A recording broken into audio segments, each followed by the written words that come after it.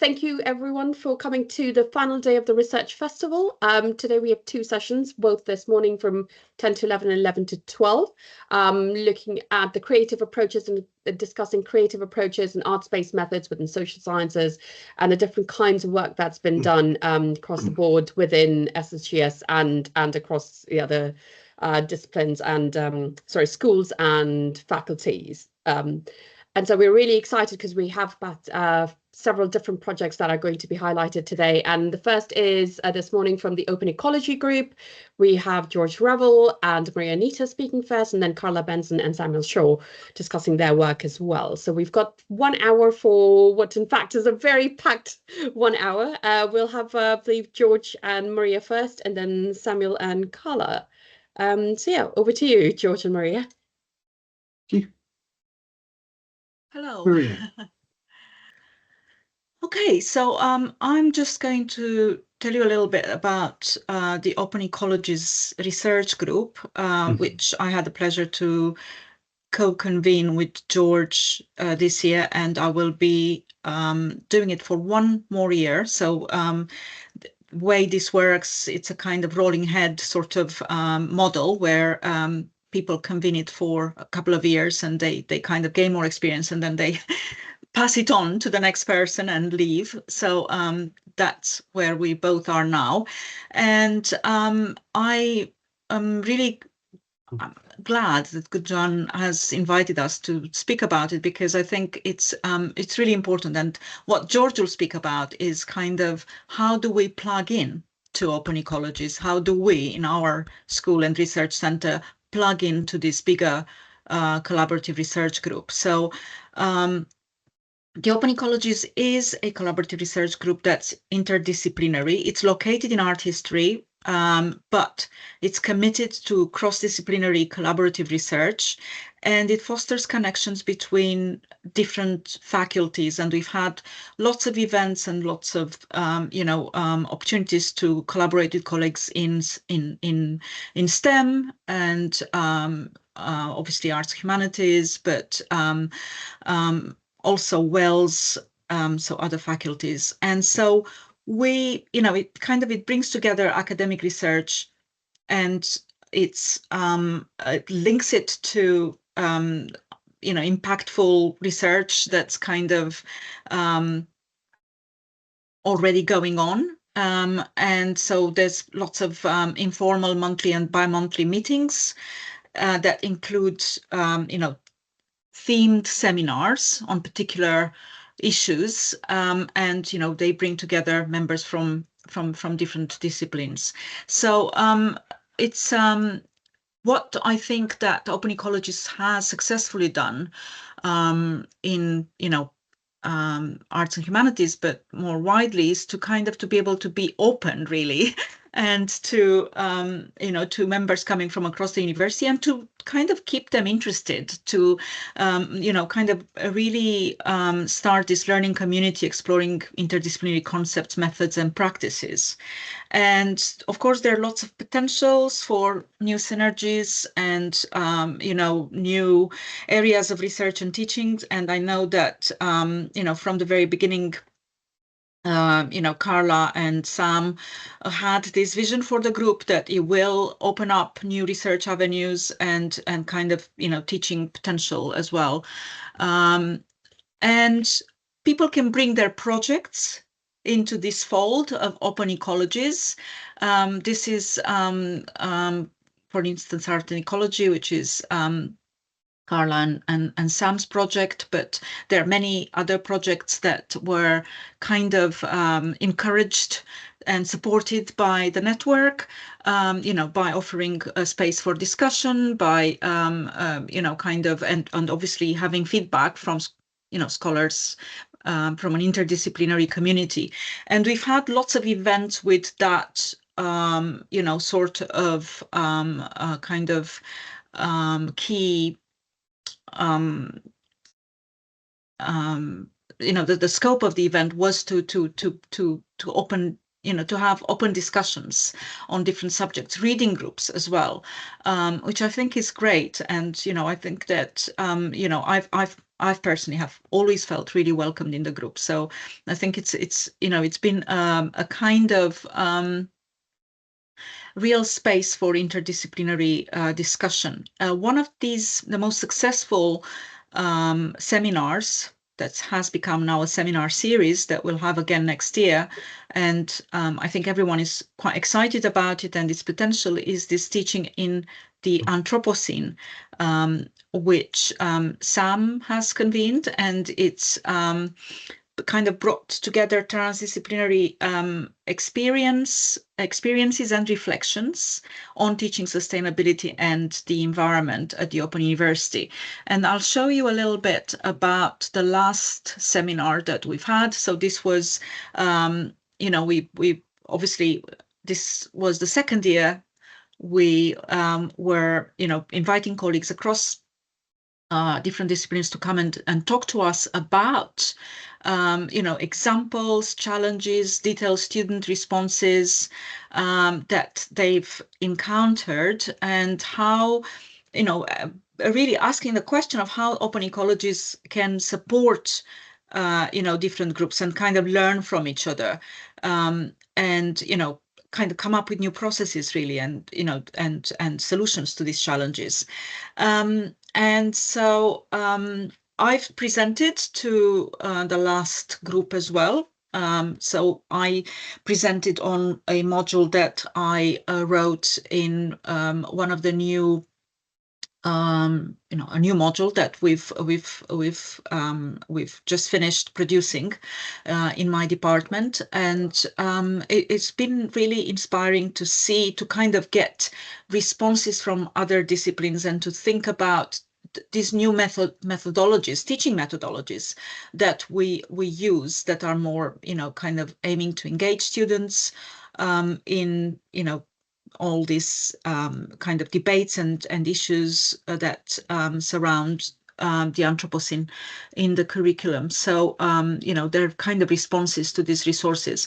And in fact, with this new module, we've had a student intern who was kind of gave us, you know, live feedback to the module, which has been really useful.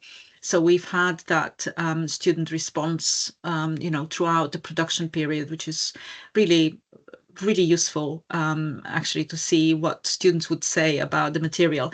And this is something that George and I would like to talk to you about, and kind of, you know, gather your thoughts in a way. This is an Open Ecologies field day that we've been hosting one every year, but this is the last one, and we went around the Walton Hall campus inside the Living Lab, which is a project developed by STEM, and if we have time at the end, I'll show you more pictures from the Living Lab, and it's kind of happening outside, right? It's kind of having all these instruments outside in on campus, and, you know, filming wildlife, having, you know, live streaming of things that are going on, collecting samples and data, you know, in different ways about, for instance, the you know, the level of light in, you know, that kind of gets through the canopy in certain places of the woodland on campus, and so on. So you know, it's been really inspiring to be outside in nature and have this field day, and this is, I think, where George can take over and talk a bit about our discussions and his idea of developing a kind of plug for Open Ecologies, you know, for, you know, the bigger network in our school. So I'll pass on to George for a bit, and then we'll open up a discussion around this. Thanks, Maria. Thanks very much indeed. So I'm coming to the end of my period as co-coordinator at Open Ecologies, and it's been a really enjoyable couple of years, and I've learned a lot and had a lot of time and space to think. And so these are some of my DMOB thoughts, really. And it's kind of got me to think about how art and creative work can sort of help us understand and engage with environment in ways which are relevant to us in social science, in particular social science which is open to interdisciplinarity. I'm going to just put there's a couple of slides. I don't know how this present, it says. I think it's going to do it. So it's worth putting on at the beginning the fantastic work that arts and creative practices can do for us, just reminding ourselves in terms of an environmental agenda. So it can make complex challenges, systems like climate change or biodiversity loss, visible and tangible and understandable through works of art and creative engagement. It can amplify diverse voices, marginalized groups, etc. Art offers platforms to tell stories and share values around and challenge dominant narratives about nature, land use, sustainability, etc. Art and creative practice foster and encourage active participation. So rather than being passive recipients of information, participants make, do, and reflect together. It bridges science and imagination. So creative practice helps people imagine what data cannot show in simple ways and speculate about futures, resilient communities, or new ways of living. And lastly, art and creative practice, collaborative art making, for instance, can help build relationships between citizens, scientists, and policymakers. And this has been demonstrated in a wide range of research projects up and down the country and in our own university. So engagement with the arts and creative practice, the kind of thing we do in the Open Ecologies group, doesn't just communicate environmental issues, it reshapes how people relate to them. It enables deeper understanding and critical questioning, and most importantly, collective imagination, transforming passive awareness into meaningful engagement and empowered action. And with those thoughts in mind, I'd just like to say that my ideas are increasingly informed by the writings of American pragmatist philosopher John Dewey. And his work is kind of really important. He lived from 1859 to 1952. What an amazing lifespan that was. His writings cross philosophical fields of psychology, politics, education, aesthetics, art, aesthetics and ethics, and social theory, to name only some. So they're a kind of tour de force of interdisciplinarity. But he creates a rich foundation for shaping social science research grounded in creative practice through the ways he brings ideas on art and aesthetics, democracy and education together. Dewey doesn't just treat these as separate domains, but as deeply connected aspects of human experience. And this has profound implications for research that aims to be participatory, imaginative, and socially engaged. So Dewey argues that art isn't just confined to elite institutions or fixed objects, but emerges from lived dynamic interaction with the world. It's an aesthetic experience is integrated, felt, and a meaning-making process, not just a product. And that resonates closely with creative social science methods. For Dewey, democracy is a mode of living together, not just a political system. It's a way of life grounded in communication, participation, and mutual inquiry. Education. His educational philosophy centers on learning through doing, on experience as a foundation for meaningful learning and growth. And he believed education should cultivate critical inquiry, creativity, and social responsibility. So for me, the most powerful and important thing has been this kind of interconnection between creative activity as a form of empowerment, democracy, and learning. And these principles seem to me to speak to us directly here at the OU. You know, even though they may be 100 years old, but they still seem relevant. They seem to me to be extremely relevant at this moment of crisis.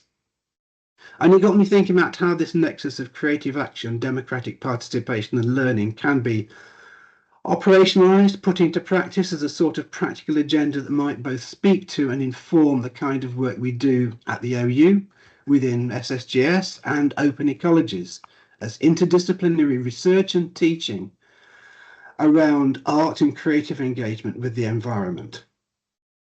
And I think key to this are a number of interrelated approaches that might gather, galvanise and provide interdisciplinary methodological pathways that bring arts-based and creative ways of working together with a wide range of disciplines, from environmental science through to art history, as the kind of thing we bring together in Open Ecologies. So with research teaching synergies and the university's practical role in the wider civil society in mind, I think it's worth thinking about how such interdisciplinary endeavour could be purposefully framed. And there are clearly things going on all around the university, both in Open Ecologies, participatory research, citizen science, etc., which speak directly to these kind of things. So I'm not speaking here as if I'm inventing it from scratch. These are things we're already doing. So the first kind of part of this nexus really is around those practices which run variously under the titles of research creation, practice as research, or making as research. And then secondly, the way they in turn fit into ideas of a living lab as a site to locate and ground research practice as ongoing, future-orientated creative experiment in and with the world. We can go into this. So, research creation, hybrid academic practice that integrates creative production with scholarly inquiry. Making and creating are integral to intellectual academic inquiry, and it's rooted, as you may well know, in Canadian academic contexts, which integrate artistic practice with theoretical reflection and often prioritise relational, affective, and political dimensions of creative inquiry. And it emerged from disciplines such as art, media and performance and design, but has expanded into broader interdisciplinary contexts. And unlike traditional research models that separate theory and practice, research creation treats art making and creative practice as a legitimate mode of knowledge production. And this approach usefully challenges hierarchical divides between academic analysis and artistic expression, valuing embodied, sensory and affective forms of knowing alongside conceptual and discursive ones. It doesn't make that divide between logic and affect or emotion, etc. It brings these things together in important ways. And the benefits of this practice are manifold. It can generate new non-verbal insights, make research more accessible to the public, open academic knowledge production to a broader range of epistemologies and communities. And it's particularly influential, as many of us in social science will know, with areas and fields concerned with identity, embodiment and social justice, where the form of expression itself holds critical importance. Alongside research creation is, of course, making-based research, which is an interdisciplinary methodology that integrates hands-on creative practices with scholarly inquiry, and is particularly effective in addressing some complex environmental challenges. It tends to place greater emphasis on material experimentation and techniques than research questions, so it's more towards the kind of scientific end of what we're talking about. And of course, the classic example of this is University College London's Institute of Making, which is a rethinking of material science and engineering informed and enhanced by interdisciplinary scholars ranging across the social sciences, psychology, humanities, art and design. And for them, research initiatives, so they say, focus on sensory and aesthetic dimensions of materials. And the key aim, and this is a quote, is to promote a culture of curiosity and innovation, positioning making as both a method of inquiry and a means of knowledge production. So for me, bringing the idea of the living lab, and we had a great away day just a couple of 3 weeks ago, as Maria has just said, is that the Living Lab kind of brings these methodologies together for practical and policy-oriented purposes, and will speak in ways that's kind of speak to many of us directly in the social sciences, and that located and groundedness certainly speaks to me in my own discipline of geography, for example. So Living Labs are real-world collaborative research environments where stakeholders, including researchers, public sector bodies, communities and creatives, co-design, test and refine solutions to complex social challenges. And there's some really great urban living labs, Amsterdam, for instance, and one's concerned with the thing that interests me, which is coastal resilience, sea level rise and climate change. The Living Lab becomes a dynamic platform for envisioning, acting, and collaboratively designing futures, drawing on creative practice and public engagement.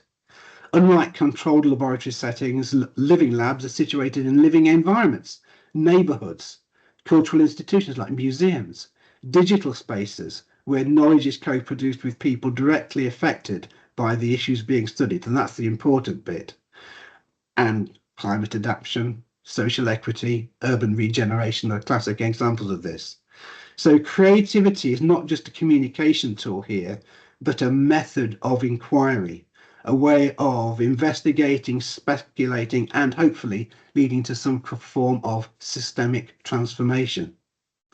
And the methods are the things that we know: participatory design, scenario building, storytelling, material prototyping, and iterative co-creation workshops, combined with traditional social science methods such as ethnography, action research, and policy analysis, allowing for, one would hope, some form of critical depth, experimental dexterity, and responsiveness to site and people. The benefits of this approach are significant. It fosters mutual learning between academia and society. It generates context-sensitive, actionable knowledge, and it catalyzes long-term trust-based partnerships with communities. Living Labs offer an infrastructure for interdisciplinary experimentation, enabling research to be not only about the future, but materially involved in shaping it. And that seems to me to be a place we should be aiming for, one way or another. So I think, in conclusion, some brief summary at least, is that the Living Lab approach reached through the methods and techniques of research creation and making-based research, and those other suites of qualitative and indeed quantitative methods that we've briefly mentioned, is wholly in tune with the principles of progressive research and learning, the kind of nexus suggested by Dewey, and also the principles of us at the Open University and our location as a public institution bridging the nations and regions. My provocation from Open Ecologies to my friends and colleagues in social sciences and global studies is, should we be thinking about this? How could we do it? Is this something that we ought to be doing? And if so, how can we do it? And that is it. Thank you. Thank you very much, Miriam and George. And yeah, it's lovely to see Open Ecologies still going strong after a few years. And Art and Ecology has run parallel really with Open Ecologies from the beginning. However, whereas that's a kind of interdisciplinary research group that's always kind of shifting, this is something that's based very much in art history and has a sort of more specific set of aims. So we're going to just summarize some of the work we've done in the Art and Ecology project over the last few years, look at some of the work that we're currently doing. We're very much in the middle of a sort of major stage of the project, but also hopefully have some time to think about things that we still want to do, because it's a constantly evolving project.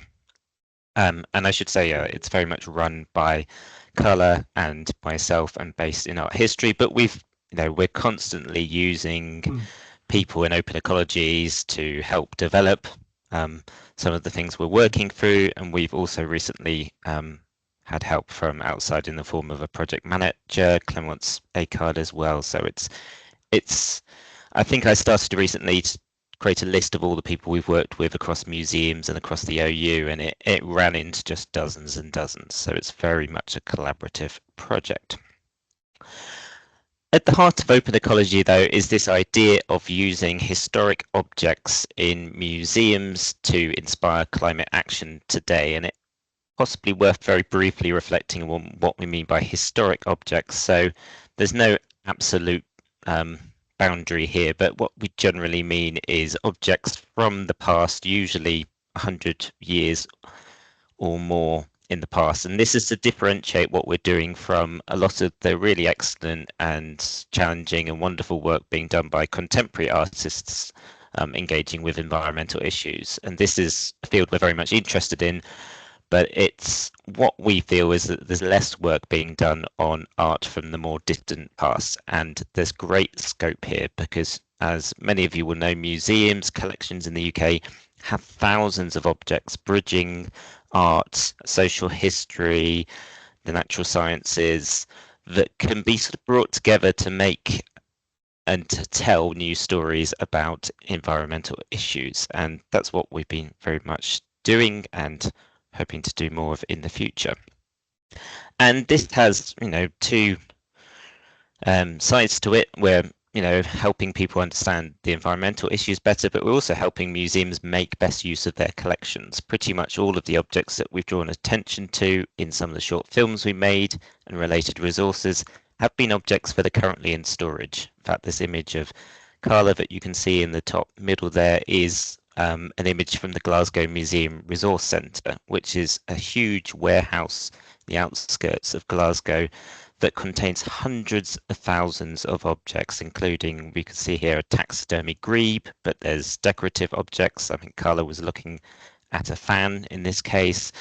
There are paintings, there are drawings, everything, you name it. And there's so much that can be done with these objects and so many ways of using them. I should say as well that we have been working primarily in Scotland. This is it's not entirely accidental, but this project came out of conversations around COP26 in Glasgow a few years ago now, and it was something that we'd originally intended on expanding into the Four Nations generally, but actually we built such good connections in museums in Scotland, and we were able to link what we were doing to local stories. So we decided it was best to stay within a sort of, not a narrow geographical region, but not to kind of overextend ourselves, to work with the networks that we'd already made and to, keep on building in the relationships we've already made. There have been opportunities recently, as I'll come to expand into kind of other parts of the Four Nations, but we're cautious about that. We don't want to spread ourselves too thin, and we want to make sure that we are working with communities, and that's something I would say that's really changed over the course of this project. I'd say when we started, there was an element, as there sometimes is in these projects, of academics going into a museum and seeing things they liked and then saying something about it and then leaving. Whereas now it's much more collaborative. We're going into the museums, we're talking to the curators, we're talking to people who use the museums, we're talking to people who don't use the museums, but we'd like to through other centres such as libraries. We're hoping to come to the stories we want to tell via other means. It's not Cara and I deciding that's a nice painting, I want to say that about it, but we're sharing objects with people and saying, what do you think about it? And hopefully their stories can become part of the outcome. So in terms of what we've produced so far, there are 3 short films around 10 minutes long that are based on particular collections and sets of objects and particular themes. So these are some of the topics that we've already tackled: urban waterways, steam power, industrial pollution, fast fashion, Arctic exploration. And you can see the range of objects that we've discussed. Actually, these are mostly paintings, but if you watch the films, you'll see that it extends beyond that as well, and it extends beyond objects created by for instance, Scottish artists. So this is a painting of a polar bear, but it is by a Scottish artist. But in that film, we also look at an Inuit carving as well that's in a Scottish collection. So there's an attempt to bring in diverse voices as well. But we're looking forward at other topics we could explore, and these include recycling and upcycling, materials before plastic, ocean ecosystems. There's just so much potential with the objects that these museums have, and we've already identified, small groups of objects that could tell many other different stories, and that's something we're currently developing at the moment.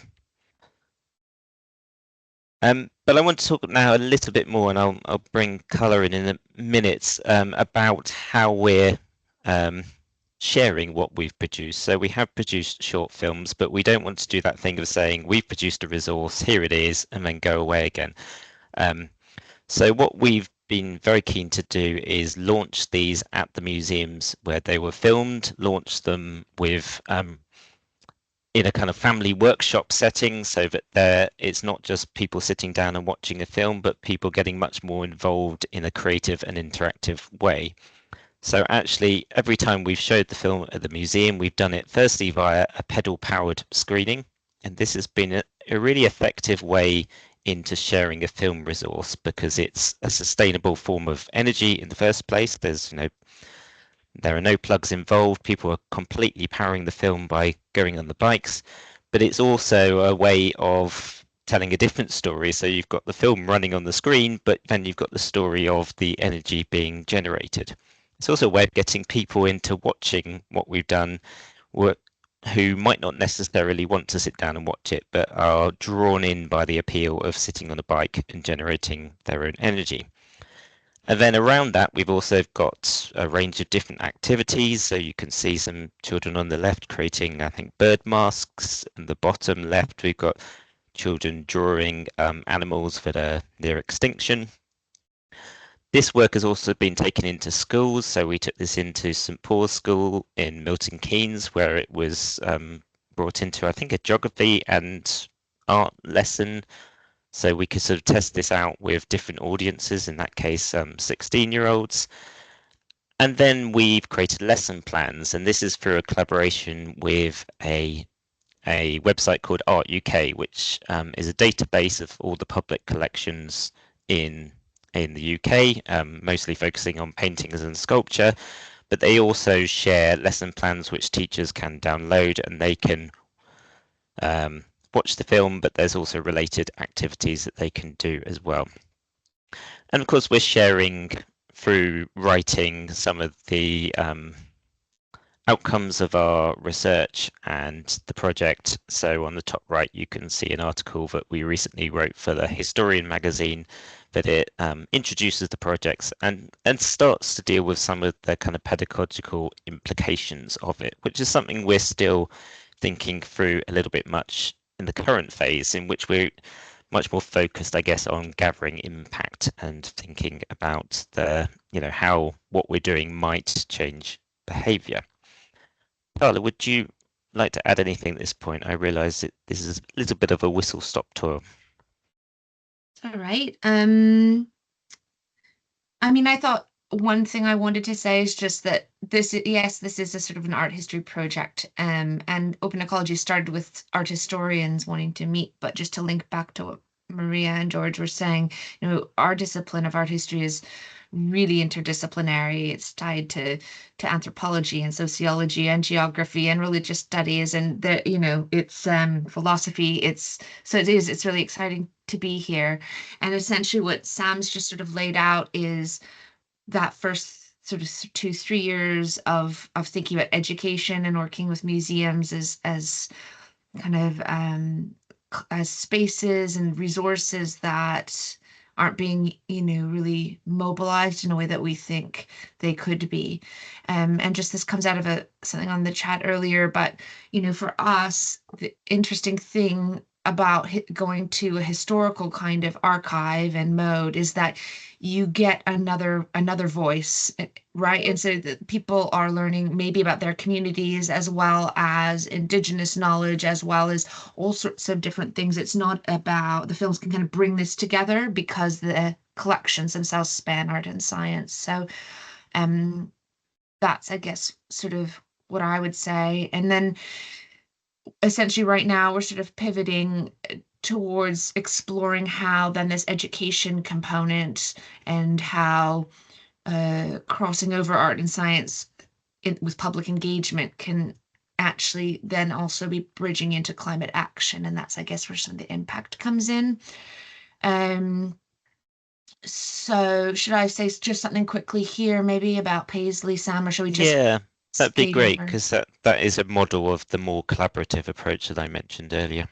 Yeah, and I think it's really, really important. So, you know, whereas those first films, if you watch them, have been, they were co-created in a sense between museums and an environmental filmmaker who's quite activist, and then Sam and myself. So it wasn't with the communities. And that was for all sorts of reasons, but that's really where we're going to. And in my meetings with people in Paisley Museum, they're, you know, talking to them about what the films could be for them and how they would be most impactful for them would be to make it with the people in the community. So we've been working with people in Paisley who are rehanging the museum. It's going to be reopening next spring, and they've done amazing work with sort of oral history and decolonizing, and they've just been fantastic. They've had a national lottery bid. So between March and May, and it's going into June and July, we've been working with them in quite a focused way.